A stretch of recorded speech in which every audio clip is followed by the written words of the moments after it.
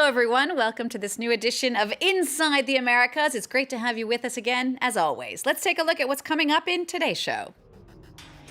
Backlash to Donald Trump's travel ban.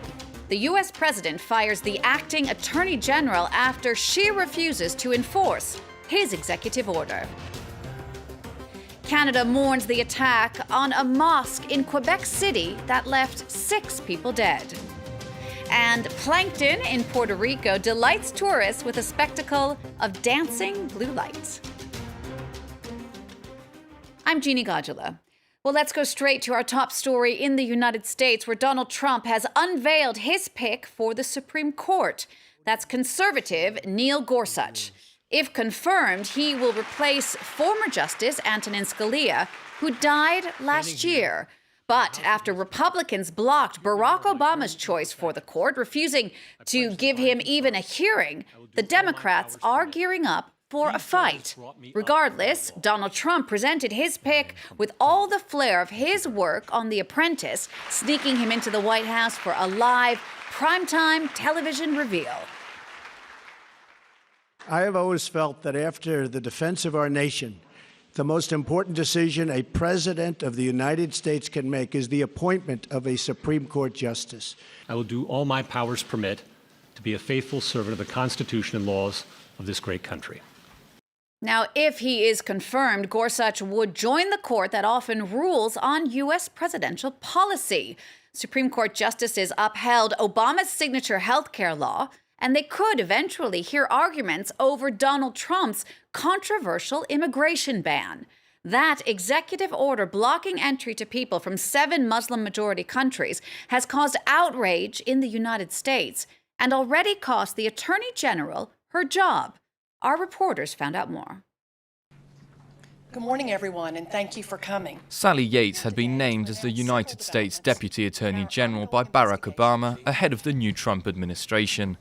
But on Monday, she refused to enforce the new president's executive order on immigration and refugees and was therefore fired with immediate effect and accused of betraying the Justice Department. Having to fire an attorney general is not quite unheard of, but it hasn't gone that well in the past when it's happened, and is only going to, among opponents of the president's order, increase the sense that this is out of law in some way. At the heart of the scandal is Trump's executive order, which bans people from 7 African and Middle Eastern countries from entering the United States. Signed on Friday, the order led to mass demonstrations across the country. Multiple legal procedures have been launched, and organizations are funding the lawsuits. We're gearing up for a big battle. We have no illusions that the White House won't fight it hard. And so I think it's going to be a protracted litigation battle. The streets aren't the only place where people are venting their anger. In Congress, politicians from both camps are questioning the validity and constitutionality of the decree. Several states have already officially complained, including Washington. In a courtroom, it is not the loudest voice that prevails. It's the Constitution. That's why we're a nation of laws.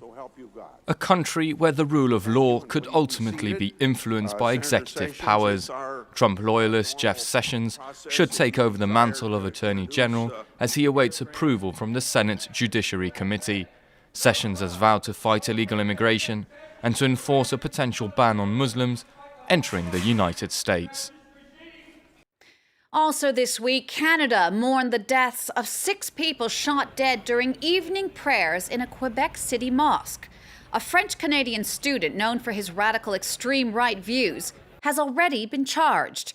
It was a brazen and a shocking attack in Canada, a country usually known for its multiculturalism and its tolerance. But violence against Muslims is on the rise.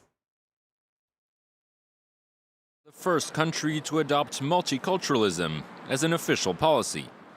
Since the 1970s, Canada has been perceived as a tolerant and open-minded nation, one which welcomes migrants and refugees and celebrates cultural differences.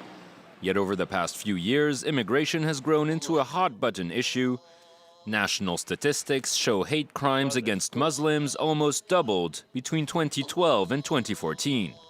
In French-speaking Quebec, debates around secularism and identity have grown particularly virulent. Quebec, you had a proposed charter of values that was seeking to prevent civil servants from wearing any sort of religious garb. And although it was not specifically directed at Muslims, a lot of the rhetoric around it and sort of the imagery was basically directed at Muslims. The question of Islam was also at the heart of the 2015 election, with incumbent Prime Minister Stephen Harper pushing to ban women from wearing a veil at their citizenship ceremony. Harper ultimately lost to Justin Trudeau, who campaigned on a platform of tolerance and inclusivity. The new Prime Minister took several symbolic steps towards the integration of Muslims since coming into office, welcoming tens of thousands of refugees and forming the most diverse cabinet in the country's history. All right, let's take a look now at some of the other news stories from around the Americas this week. In Colombia, FARC rebels are giving up their weapons across the country. Thousands of fighters boarded buses to begin their final march as part of a peace deal. The FARC rebels are being transferred to UN-controlled camps to begin their return to civilian life. The deal signed last year puts an end to 50 years of fighting. The unemployment rate in Brazil has hit a new high.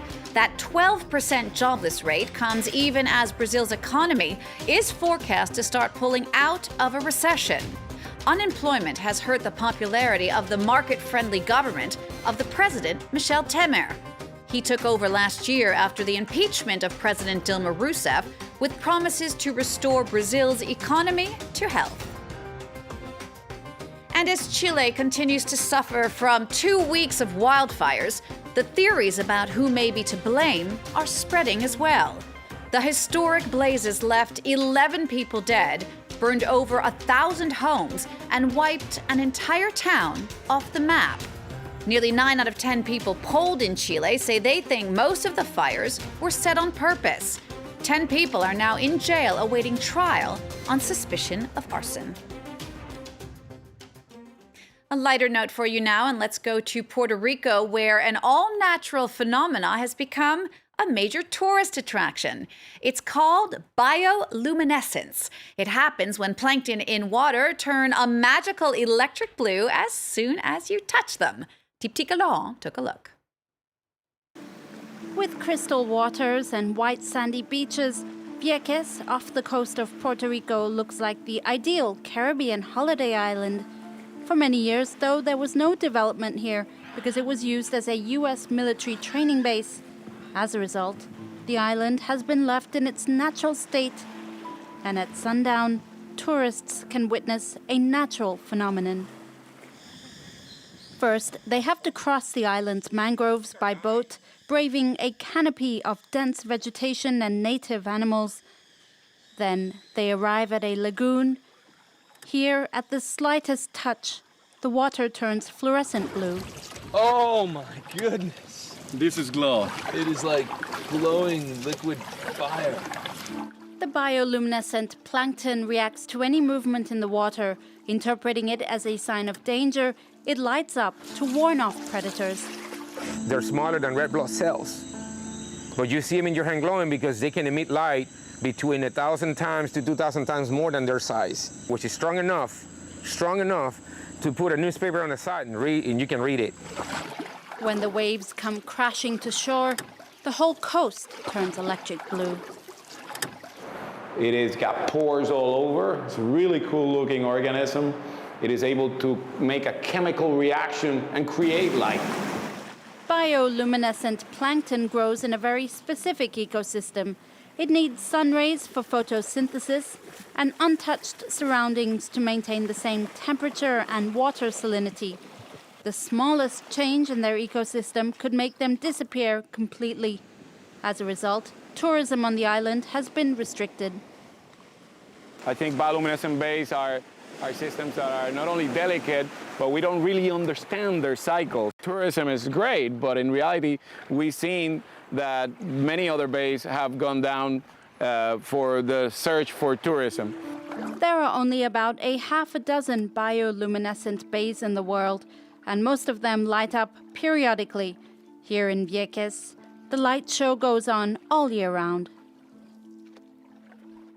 Well, we'll leave you now with a watery world record out of Argentina. Close to 2,000 swimmers joined together to form a long, snaking line in a salty lake, setting a new world record for the most people floating while holding hands.